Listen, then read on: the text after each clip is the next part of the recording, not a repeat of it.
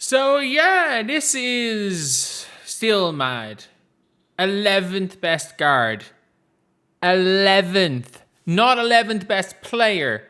11th best guard. Like, I think we all know that that's mental. That is absolutely mental. But I didn't even realize that there is a big time history of WNBA players doing this. Like, we obviously, if you guys don't know, in 2023, Sabrina Ionescu was having her career year. This was the first time Sabrina Ionescu was looking like, okay, yeah, this is a future star. This is a future superstar, a player that's teetering on being a superstar right now. And the players voted her as the 19th best guard. And apparently, there was no lower than 19. So therefore, one player put her on their ballot. Sabrina Ionescu was by 100 miles the best guard for the second best team, and they voted her teammate Courtney Vandersloot as a better guard. They voted a whole bunch of other players as better guards.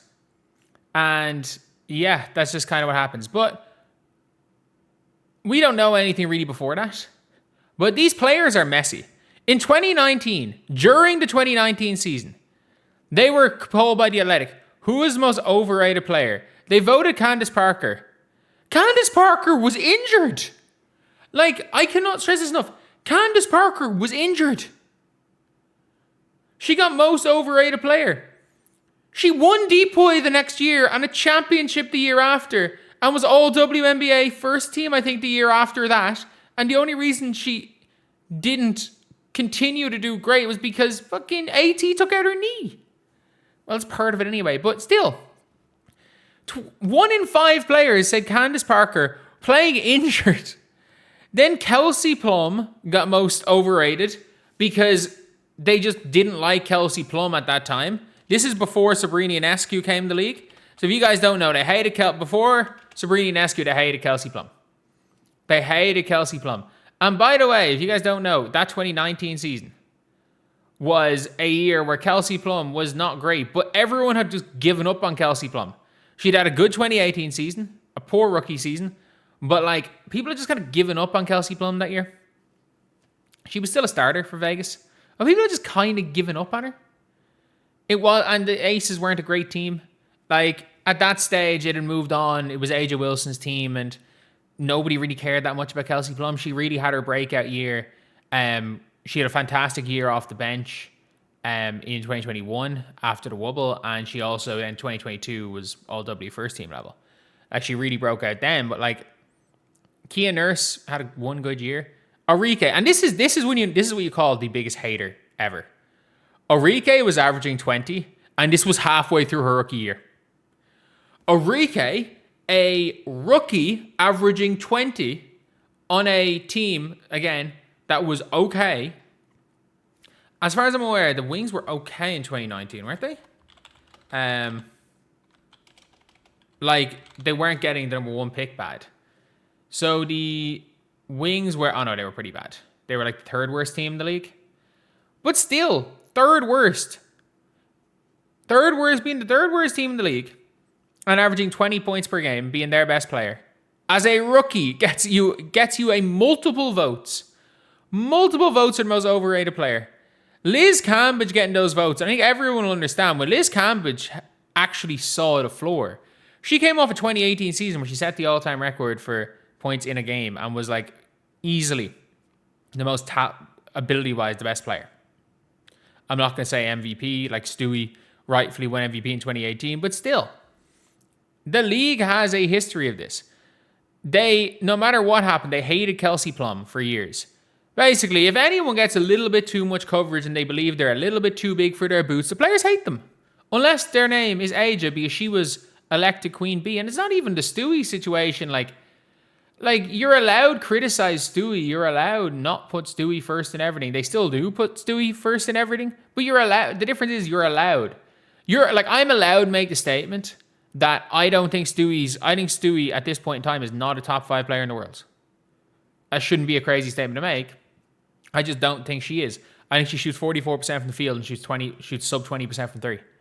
Like, she's not good. Like, she's an inside player who shoots a really low percentage and isn't the same defender as she was at her peak. And this is somebody who's had to deal with multiple meniscus injuries and an Achilles tear. And in the WNBA, you're not allowed to say that about players. But Candace Parker got voted most overrated when she was injured. So, of course, Caitlin Clark getting voted 9th when she was injured was bad enough. But 11th. This is literally like, I didn't even see it. So, No Cap Space have a podcast here.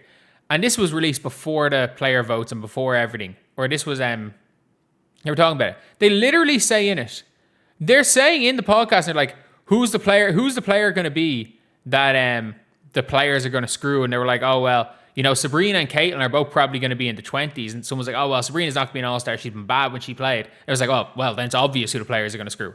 Like, even before anything happened on the podcast, they're like, yeah, the players are going to vote down Caitlin Clark. Like, it is a known thing in the WNBA. These players are haters. They are haters. They've hated Kelsey Plum since the second that she walked in the league. They've hated Caitlin Clark since the second that she walked in the league. They are absolutely haters. And again, I mean this when I say this. This is not a quote unquote race thing.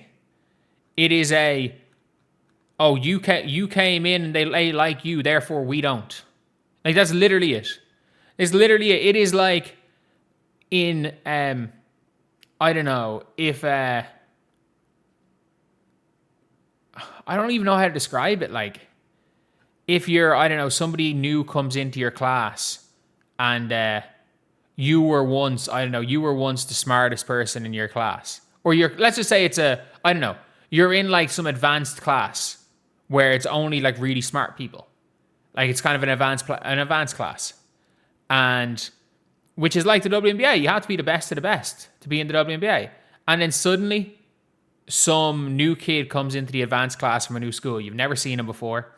And it turns out he's smarter than every single one of you combined.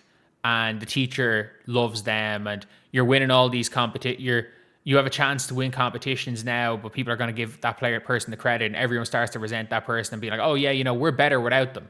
We're better without that person. Yeah, we were good before. That's literally the equivalent of this. And they've done it time and time again. Like, let's be real. The only reason they stopped hating on Sabrina Ionescu is because Caitlin Clark showed up. It's because Caitlin Clark showed up. The best, like, Sabrina Ionescu is allowed to be garbage in peace. Like, she's allowed to be garbage in peace. Because let's be very clear. There are not 3 guards on this list that have been better than Caitlin Clark. Kelsey Mitchell has not been better than Caitlin Clark. There have not been 6 guards better than Kelsey Mitchell. Like, Sonia Citron has not been better than Kelsey Mitchell this year. Neither is Marina Mabry. Marina Mabry just had a 53-point game. She's not been better. And, like, I got to be very clear. Like, if Caitlin, Kelsey, and Leah Boston are as bad as they have been suggested by the votes, the Indiana Fever would be one of the worst teams in the league. Like, according to the players, you know, the Washington Mystics have a better set of better players than the Fever. And the Fever had a big 3 in France. Like, let's be very clear. But this is not new. This is not new. These players just being a bunch of haters, it's not new. That's what they are. It's what they are. They hated Candace Parker when she played. And it's funny where it's like, there are so many things of this where it's like, this is just new. But I need to see if I can find the people they said were better than Sabrina Ionescu. And like, where is it? Here it is. So Sabrina, like, they said a 41-year-old Taurasi who couldn't move anymore was better than Sabrina Ionescu, the players. They vote.